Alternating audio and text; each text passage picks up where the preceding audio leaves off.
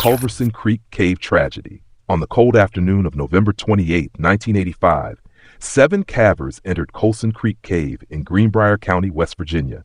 Heavy rainfall had caused severe flooding, forcing them to abandon their original plan to explore Friar's Hole.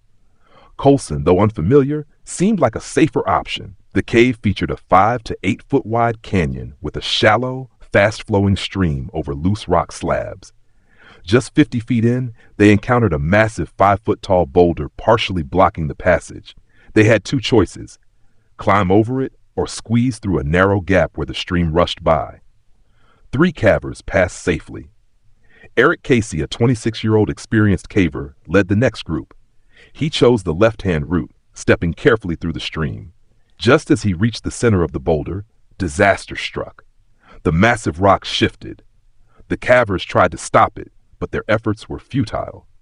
The boulder crashed into the narrow corridor, pinning Eric against the cave wall. His left temple and shoulder pressed against the rock. His right cheekbone trapped against the cold stone. His legs dangled beneath him, completely immobilized. The immense weight crushed his chest, making it harder to breathe. Panic set in as his friends desperately tried to help.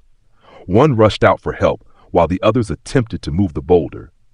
They pushed with all their strength and used crowbars, but the rock was too heavy. Eric remained conscious for about 30 seconds.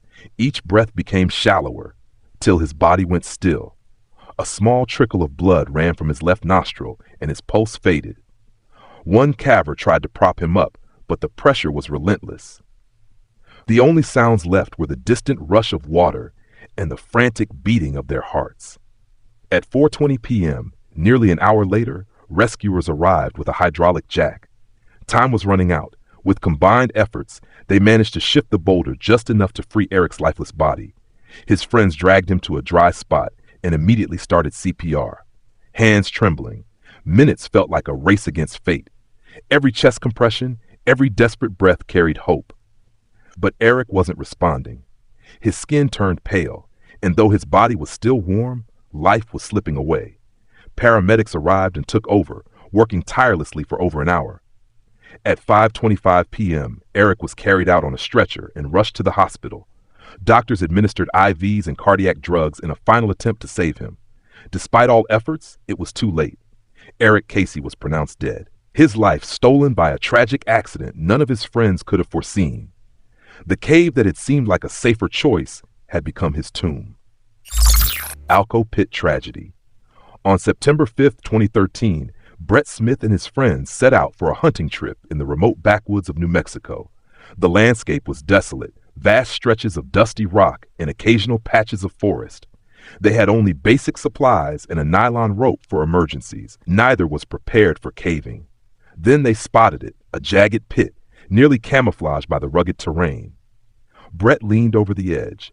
The opening was wide, but tapered sharply down into darkness, about 35 feet deep. Locals called it Owl's Pit, a dangerous, unmarked sinkhole known among cavers for its deceptive shape and sharp drops. Brett felt drawn to it. Despite having no caving experience or proper gear, he made a reckless decision. He was going in. His friend hesitated, but Brett brushed off his concerns. He tied their nylon rope, a thin, multi-purpose cord not designed for climbing, to a tree and began his descent. As he lowered himself, the walls closed in. He braced his feet against the rock, maneuvering awkwardly to avoid scraping against the jagged surface. The deeper he went, the tighter the space became.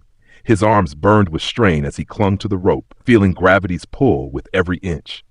Then his foot slipped. Loose rocks tumbled below, their echoes deep and chilling. Brett's breathing quickened. He was too far down. Looking up, he saw how high he was. Panic set in, his muscles cramped, his fingers barely holding on. He shouted to his friend that he was coming back up, but his voice sounded weak. Above, his friend panicked, searching for a solution. Desperate, he tied the rope to their ATV, hoping to pull Brett up. As the ATV inched forward, Brett felt the rope tighten unnaturally. He shouted for his friend to stop, but it was too late. Snapped, the rope gave way. Brett fell nearly 20 feet, his body slamming into the jagged rocks below. Agony exploded through him, his chest burned with every shallow gasp. His limbs ached, refusing to move. Above, his friend stood frozen at the edge. Silence. No movement, no cries, only the memory of that sickening thud. Desperation gripped him. He dialed emergency services, his hands shaking. Rescuers arrived quickly, lowering ropes and calling Brett's name. The pit offered no response. When they reached the bottom, they found Brett motionless, his body wedged between jagged rocks. The fall had been catastrophic. His injuries were severe, a cruel testament to the brutal impact. Despite his struggle, he hadn't made it. Rescuers worked to lift his body, carefully navigating the fragile crevice. Hours later, they emerged. Al's head stood silent once more, an empty scar in the earth, a reminder of recklessness and tragedy. Real Well Cave tragedy. In March 1997, two friends, Andrew and Attila, planned a caving expedition to explore Real Well, a cave in Tennessee with a notorious 160-foot entrance pit.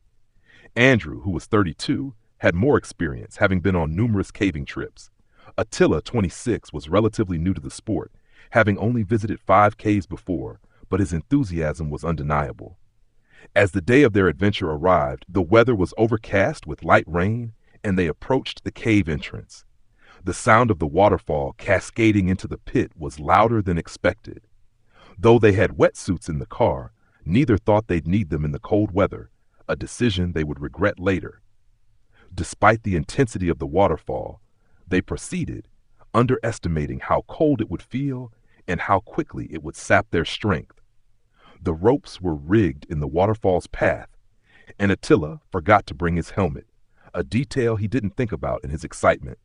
Their anticipation clouded their judgment as they began the descent. Andrew rappelled down first, feeling the sting of the cold water as he descended. By the time he reached the bottom, he was already shivering from the chill. Attila followed, but the water made the rope slippery, and his ascent was slow and exhausting.